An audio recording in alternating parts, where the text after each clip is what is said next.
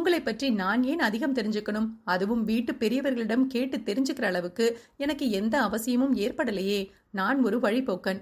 ஏதோ கர்ப்பிணியா இருந்த என்னை ஆபத்திலிருந்து காப்பாத்தினீங்க. எல்லா உதவிகளையும் செய்தீங்க. வேலை கொடுத்தீங்க, தங்க இடம் கொடுத்தீங்க, எல்லாம் சரி. இப்போ அந்த குழந்தையும் கலைஞ்சு போச்சு. இனி நான் தனியாள், அதுவும் கணவனை பிரிஞ்சு வந்தவள்.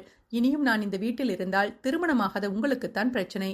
இதில் நீங்க வேற என்னென்னவோ பேசி என்ன குழப்பறீங்க என்றால் மிதமிஞ்சிய அலுப்புடன். நான் பேசியது எல்லாம் ஏன் என்று உங்களுக்கு தெரியும், எனக்கும் தெரியும் என்றான் பூடகமாக.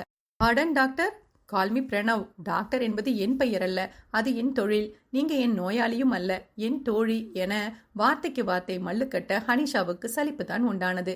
டாக்டர், என்ன இது? என் பெயர் பிரணவ் என்றான் வேண்டுமென்றே அழுத்தமாக. ஓகே பிரணவ், என்ன இதெல்லாம்? நீங்க என்ன நினைச்சு இப்படியெல்லாம் பேசுறீங்க? எனக்கு சுத்தமா புரியல. ஓ, புரியல. அதை நான் நம்பணும். சரி, உங்க ஆசைக்காக இப்போ நான் நம்பிடுறேன். ஆனால் இனியும் நீங்க